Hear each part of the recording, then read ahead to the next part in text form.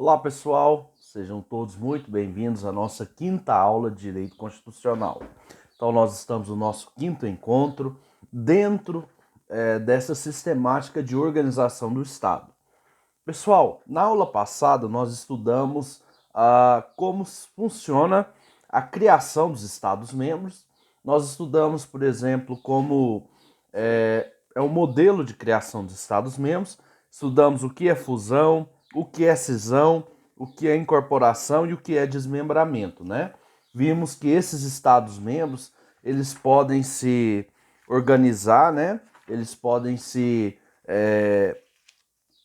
organizar, eles podem criar leis próprias, criar, né, características próprias, né? Então, tudo isso nós vimos na aula passada. Mas vamos relembrar aqui um pouquinho do que nós estudamos na aula passada. Pessoal, nós estudamos basicamente a forma de criação dos estados. Nós estudamos, por exemplo, que os estados eles podem, né, se organizar de forma agrupada, né? A fusão. A fusão ela está lá no artigo 18, no parágrafo 3º da nossa Constituição Federal, e acontece da seguinte forma: um estado se ajunta com outro, né, ou com outro território, para formar um novo ente federativo maior. Então eu junto, por exemplo, o estado do Tocantins, o estado de Goiás, para formar um outro estado maior. Na história constitucional brasileira, na história da Constituição brasileira, nós tivemos apenas um modelo dessa natureza, que foi o Estado do Rio de Janeiro. Então, o Estado do Rio de Janeiro se juntou com o território federal da região da Guanabara. Lembra que eu falei na segunda aula que, apesar de vocês apenas conhecerem Brasília como capital federal, nós tivemos em outro momento da história o Rio de Janeiro como capital federal. Então, Rio de Janeiro se juntou com esse território, território da Guanabara, e formou o que é hoje o estado do Rio de Janeiro, né? Então, o estado do Rio de Janeiro, em 74, se agrupou com esse território de Guanabara, formando então o estado do Rio de Janeiro. Esse processo de agrupamento a gente chama como processo de fusão. Mas ainda, pessoal, eu tenho o processo de cisão. O que é essa cisão? É uma subdivisão, né? Então o estado ele se subdivide para a criação de um novo estado. Ou seja, imaginamos aí que o território de Goiás é um território muito extenso, né? É um território que é um território muito grande, muito enorme, e aí vai fazer o seguinte: o estado, que é muito grande, ele vai se subdividir em dois ou mais estados, né? Por exemplo, pode se subdividir o território de Goiás, pode ser subdividido em dois ou mais territórios, né? Em dois ou mais estados. Então, esse é o modelo do que a gente chama de subdivisão, né? Só que eu também tenho, pessoal, o modelo do desmembramento. O que seria o desmembramento? O desmembramento, pessoal, seria o estado, por exemplo, de Goiás, ceder uma parte do território para outro estado menor. Então nós temos um estado maior, com um território maior, que cede outra parte para o território menor. Então já existe um estado, né? Por exemplo, um estado menor, e esse estado menor ele pega uma parte territorial do estado maior. Então não há aqui uma criação do estado, de um estado novo. Só há aqui o quê? Uma criação, né, de uma cessão, né, uma doação de parte territorial. Eu também, pessoal, tenho essas duas formas de desmembramento, né? Eu posso ter um desmembramento anexação e o desmembramento formação.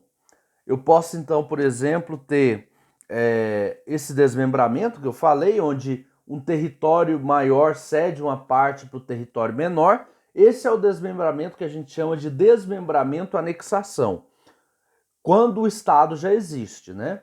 Então eu cedo a parte territorial maior de um estado para um estado menor que não existe, que já existe, desculpa. Só que eu também tenho desmembramento e formação.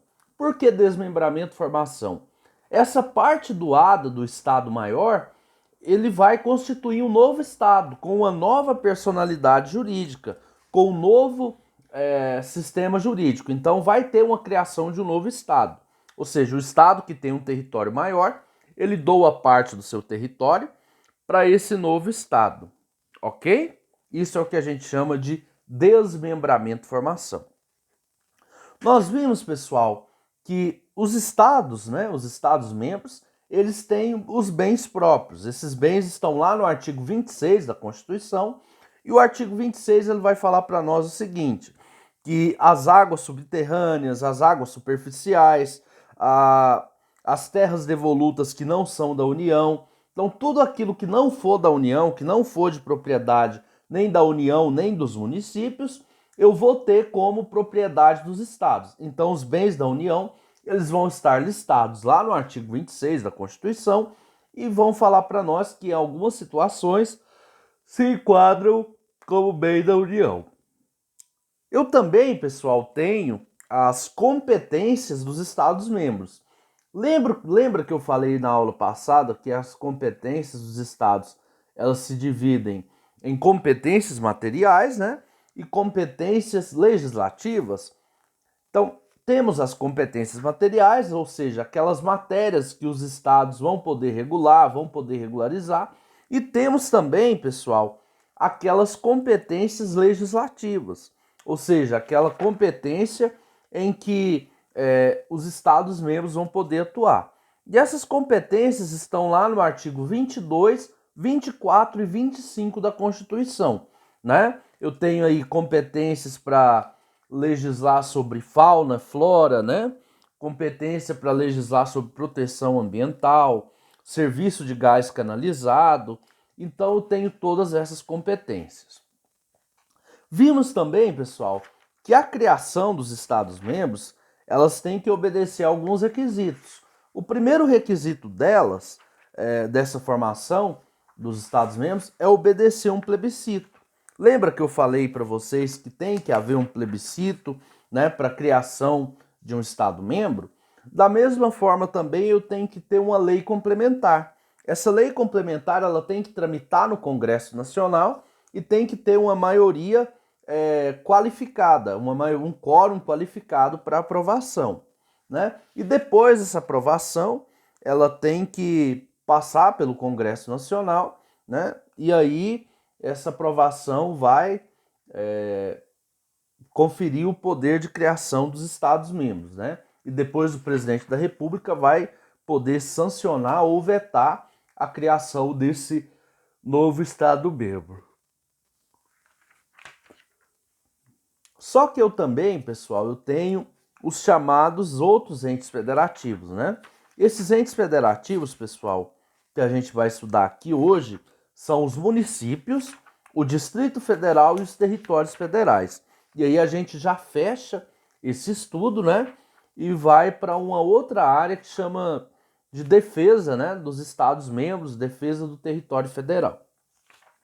Pessoal, quando eu falo de município, né? Ele vai estar regulado lá no artigo 18 da Constituição, né?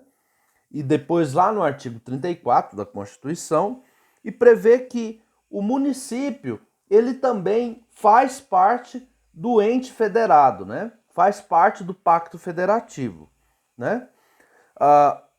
Muito tempo atrás teve essa discussão lá no STF, né? Teve essa discussão no Supremo Tribunal Federal para ver se os municípios eles têm eles pertenciam ou não ao Pacto Federativo, à Federação Brasileira. E o STF diz para nós que sim, ele pertence à Federação Brasileira. Por quê? Ele também vai ter aquelas características de auto-organização, né? Ou seja, ele vai poder estabelecer dentro das suas competências municipais regimes de governo próprio, né? Poder estabelecer secretarias, administração própria, regimes administrativos próprios. Vai também ter o autogoverno, né? Ou seja, ele vai poder fazer, né,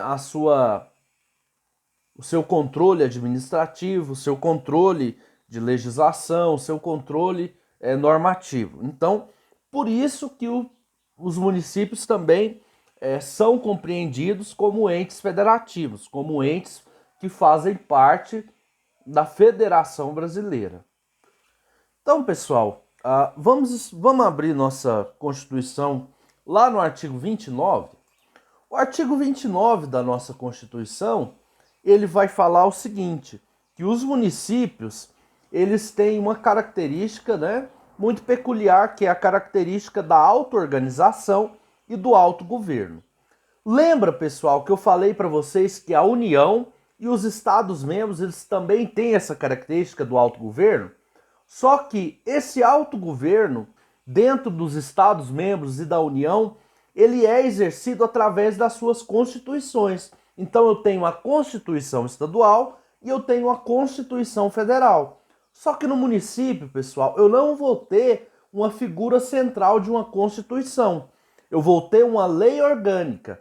Essa lei orgânica, pessoal, ela vai ser a maior lei do município, né? Ela vai ser uma espécie de Constituição municipal, mas só que ela não vai ter o nome de Constituição, ela vai ter o nome de Lei Orgânica do município.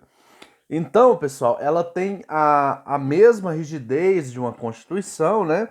Ela tem que ter essa característica e ela vai também organizar como vai ser a estrutura do poder político municipal, como vai ser a estrutura de estabelecer secretarias, governos, legislação de Câmara Municipal. Então, tudo isso, né, vai ter base na lei orgânica, vai ter como fundamento a lei orgânica. Eu tenho também, pessoal, a característica do autogoverno. Lá no artigo 29 da Constituição, o artigo 29 vai falar para nós que eu tenho esse chamado autogoverno. Por que autogoverno, pessoal? O poder legislativo municipal é eleito de forma única, o poder executivo municipal é eleito de forma única. Então, ao passo que eu tenho o governador do estado, os deputados estaduais, eu tenho o presidente da República e os deputados federais e senadores, eu também tenho esse poder político municipal. Então eu tenho os prefeitos e vice-prefeitos e tenho também os vereadores. E esses vereadores estão previstos, né? Esse poder político organizacional, ele está previsto dentro do artigo 29 da Constituição.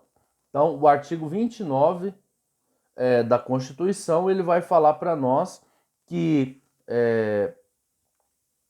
tem essa característica do autogoverno, né? Essa característica própria dos municípios de se auto-organizarem politicamente. E o artigo 30, pessoal, da Constituição, o artigo 30 da Constituição, ele vai falar para nós que ainda que tem essa característica de auto-organização e autogoverno, eu tenho a chamada auto-administração e auto-legislação. Então, o artigo 30 da Constituição ele vai falar para nós que existem regras de competências próprias, competências materiais e competências legislativas que são próprias dos municípios. Ou seja, os municípios vão poder legislar naquelas questões que envolvem interesse local, que envolvem, né, a questão de interesse do município. Então, o artigo 30 vai falar isso para nós. Vai falar isso de forma bem clara, né, das competências do Estado, das competências dos municípios. Então, pessoal, visto essas características de auto-organização, autogoverno e auto-administração, vamos estudar então como os municípios devem ser criados, como os municípios são formados. Então vamos lá, pessoal, abrir nossa Constituição Federal, no artigo 18 da nossa Constituição Federal, lá no parágrafo 4º. Então, o artigo 18 da Constituição Federal, no seu parágrafo 4º, ele vai falar para nós o seguinte, que os municípios, para ser criados, né, os municípios para existirem no mundo jurídico, para existirem, né, enquanto ente federativo, eles devem obedecer algumas características semelhantes das criações dos estados. Primeiro, né, eu tenho que ter uma lei complementar federal, né? Essa lei complementar federal vai dispor sobre a possibilidade de criação dos municípios. Eu tenho também, pessoal, que ter um estudo de viabilidade, né? Eu tenho que ter esse estudo de viabilidade municipal. E esse estudo, pessoal, eu tenho que fazer com análise econômica, análise financeira, né? Para ver se aquele município vai conseguir caminhar sozinho, vai conseguir ter uma força, né, constitucional própria. Eu também, pessoal, tenho que ter o plebiscito. Lembra que para a criação dos estados eu tinha essa figura do plebiscito? Nos municípios também eu vou ter que ter essa figura do plebiscito, ou seja, eu vou ter que convocar, né, a Assembleia Legislativa do estado em que o município vai ser criado, vai convocar esse plebiscito e esse plebiscito vai consultar a população para ver se esse município ele tem a possibilidade de ser criado, né, se o povo quer a criação desse município. Passado a criação do plebiscito, passado a votação do plebiscito, tem que ser votada também, pessoal, uma lei estadual na Assembleia Legislativa do Estado para que esse município ele possa ser criado. Então eu voto, né, na Assembleia Legislativa do Estado para que eu tenha, né, essa criação do município que vai ser criado, ok? Então, pessoal, criado esse ente federativo municipal, que é o município, eu tenho então algumas competências próprias. O artigo 23 da Constituição, ele vai falar da competência comum, ou seja, aquela competência que ao mesmo tempo que é do município, do estado e da União, né? E eu tenho também, pessoal, aquela competência privativa. Essa competência privativa, ela está lá no artigo 30 da Constituição e ela prevê que dentro dessa competência, somente os municípios vão poder legislar sobre determinados assuntos, ou seja, somente os municípios vão poder instituir regras, vão poder, né, instituir organizações acerca de determinados assuntos. Vamos estudar o que diz o artigo 30? Então, o artigo 30, pessoal, vai falar da competência dos municípios, ou seja, ele tem competência, por exemplo, de legislar sobre assunto local, né? Então, ele tem competência, né, de legislar sobre os tributos municipais, ou seja, aqueles tributos, né, que são de competência dos municípios, que são de competência municipal.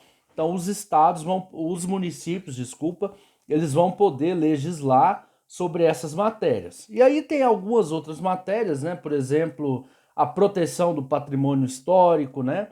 A proteção e saúde, né? A questão, tudo que envolve atendimento à saúde da população, né? A educação infantil e do ensino fundamental.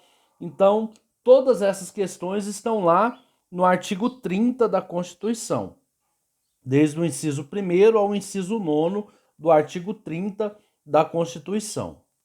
Eu também, pessoal, tenho, né, as competências que são aquelas competências regulamentares, né? E também tenho a responsabilidade do prefeito municipal. Então, o artigo 29 ele vai falar que o prefeito municipal tem algumas responsabilidades, né? Ele tem algumas características, né? Então, o artigo 29 ele vai traçar tudo aquilo que é de competência dos municípios, viu? Outra questão muito interessante, pessoal, é a questão do plano diretor.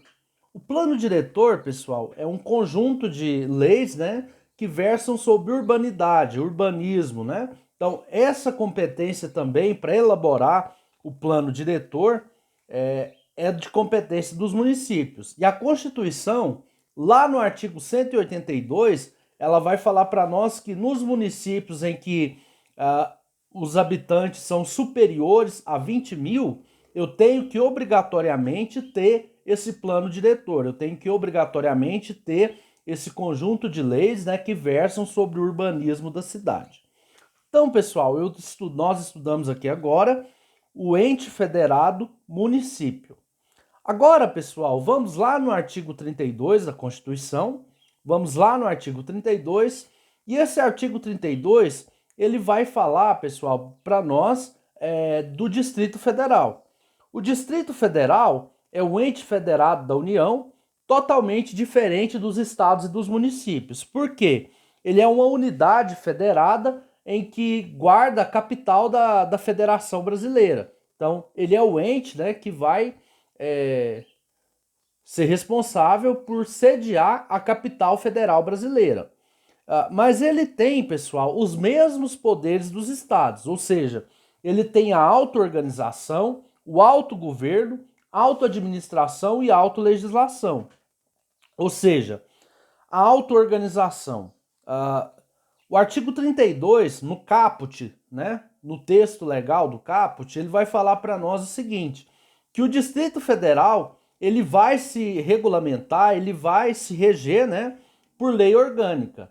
Lembra que os municípios também são regidos por lei orgânica? Então o Distrito Federal ele vai ter essa mesma característica. Ele vai ser regido por lei orgânica e não por Constituição. Por quê? Porque ele não é um Estado. Ele é um ente federativo neutro. Ele é um ente federativo que apenas cedia a capital federal. Só que eu também, pessoal, tenho o autogoverno. O que acontece? Ao passo que esse Distrito Federal ele foi criado, eu vou ter também o governador e o vice-governador do Distrito Federal, e eu também vou ter os deputados distritais. Assim como os estados têm os deputados estaduais, o Distrito Federal tem os deputados distritais, né? Então esse deputado distrital ele vai ser responsável por elaborar as leis do Distrito Federal. E essa regra está lá no parágrafo 2º e 3º do artigo 32 da Constituição, né? E também, pessoal, ele vai ter a chamada autoadministração, ou seja, vai ter esferas de leis próprias, né, competências de leis próprias, em que o Distrito Federal, né, vai poder legislar. Isso está lá no artigo 24 da Constituição, no artigo 23 da Constituição, né, que vai falar para nós o seguinte, que o Distrito Federal ele vai poder regular as matérias e legislar sobre as matérias que estão elencadas nesse artigo 24, né, e 26 24 e 25 da Constituição, ok?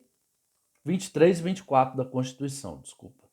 Até aqui, pessoal, eu espero que vocês tenham entendido essa questão. Outra questão muito importante, pessoal, é que o Distrito Federal ele não pode ser dividido em municípios. Então ele nunca vai poder ser dividido em município. Então ele tem essa característica, né? Ele tem essa característica de não ser dividido em município. Então é uma das características do Distrito Federal.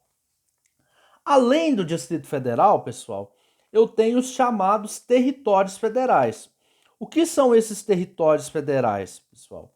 São entidades da União, ou seja, eles não são entes federados autônomos, eles são entidades da União, uma espécie de autarquia da União, para que essa União ela tenha uma descentralização política em determinadas regiões. Pessoal, a título de curiosidade, nós não temos territórios federais, mas nós já tivemos territórios federal do estado de Roraima e Amapá, que antes eram um território federal, foram transformados em estados. Mas ainda nós tínhamos, por exemplo, o território de Fernando de Noronha. Esse território foi incorporado ao estado de Pernambuco e tínhamos também o território de Ponta Porã. Ponta Porã depois foi incorporado ao estado de Mato Grosso. Mas hoje, na atualidade, é importante você saber que não existe mais nenhum território no Brasil. Ou seja, só temos estados, municípios e Distrito Federal. Então nós não temos esse ente federado chamado território. Mas se eu quiser, né, criar um novo território federal, é possível? A Constituição vai dizer para nós que sim, né? A Constituição vai dizer para nós que é possível. Daí eu vou ter que obedecer os mesmos requisitos, né, da criação dos estados. lá do artigo 18, no parágrafo 2º. Eu tenho que ter, por exemplo, uma lei complementar, um plebiscito, um modo de criação, né, que vai ser feito através de um estudo de viabilidade econômica, né, e também votado pelo Congresso Nacional através de lei complementar. Então eu tenho que passar por esses sistemas, né, eu tenho que passar por essas etapas. Uma outra característica, pessoal, é que a lei para a criação dos territórios federais, eu não vou falar agora de lei estadual ou lei municipal. Eu vou falar de lei federal, ou seja, tem que ter uma lei federal, né? E eu vou ter uma organização própria. O poder executivo, né? Vai ser exercido pelo governador, e esse governador ele não vai ser feito, não vai ser escolhido através de eleição. Caso tenha um território federal, a escolha do governador vai se dar por nomeação do presidente da República. Ou seja, o presidente da República que vai escolher quem vai ser o governador desse território. Outra coisa, pessoal, os deputados federais, né, dos territórios nacionais, eles vão ser apenas 4 deputados federais. Não pode exceder o limite de 4 deputados federais, né, porque a Constituição assim prevê. E aí tem uma outra regra também, né, que é a questão do poder legislativo estadual, territorial, né, onde vai ser criado uma Câmara Territorial. O sistema de ensino ele vai ser organizado pela União, não vai ser pelos estados nem pelos municípios. E também, pessoal, vou ter características próprias. Então, é muito importante que você estude somente para questão de provas e concursos, mas para o modelo constitucional brasileiro, nós não temos mais a presença desse ente federado chamado de território federal, ok? Pessoal, nós vimos que existe um pacto federativo e esse pacto federativo ele é responsável por manter o equilíbrio, né, nos estados e nos municípios. Agora, pessoal, existem situações que o município não vai bem, o estado não vai bem, e aí nesse caso em que os estados não vão bem e os municípios não vão bem, a União, né, vai intervir nesses estados, ou seja, vai ter um processo de intervenção. Por exemplo, a União, a Federação Brasileira, a República Federativa do Brasil, o governo federal, ele vai poder intervir nos estados, né? E ao mesmo passo que os estados vão poder intervir nos municípios. Ou seja, se um estado não vai bem, o governo federal vai intervir nos estados, e se o município não vai bem, o estado vai intervir nos municípios. Essa regra está lá, pessoal, no artigo 34 e 35 da Constituição, que prevê sobre a intervenção, né? E essa intervenção, pessoal, ela vai acontecer nas seguintes situações. Quando tiver um movimento que viole a integridade nacional, a integração nacional, né? Ou quando eu tenho invasão estrangeira, né? Ou quando eu tenho aquela situação em que tem um período de calamidade financeira, um período de calamidade política, né? Ou tenho também a questão, pessoal, de violação de direitos humanos, violação da forma republicana, violação do regime democrático.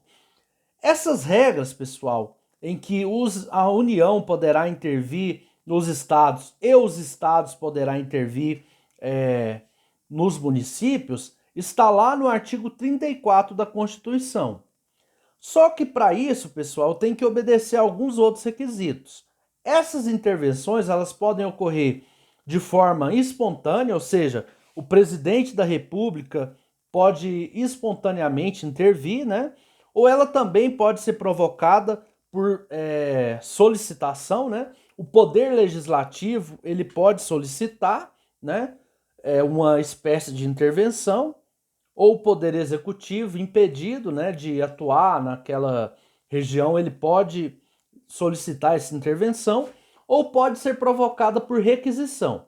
A requisição, pessoal, ela vai acontecer pelo Supremo Tribunal Federal, né, ou o Poder Judiciário dos Estados. O Poder Judiciário dos Estados, então, ele vai requisitar, né, dentro dos Estados membros, e o Supremo Federal dentro dos Estados, aliás, o Tribunal de Justiça dentro dos municípios e o Supremo Tribunal Federal dentro dos Estados membros. Então, nesse caso, vai haver uma intervenção federal por requisição, ou seja, o Poder Judiciário requisita, né, essa intervenção dentro dos Estados membros e dos municípios. E aí, pessoal, o presidente da República ele vai fazer um decreto, né, um decreto de intervenção federal, onde ele vai nomear um interventor para que o interventor ele assuma provisoriamente, né, por um prazo que está lá no artigo 34 e 35 da Constituição, e através desse prazo, né, eu tenho que obrigatoriamente cumprir, né, os meus atos de governo.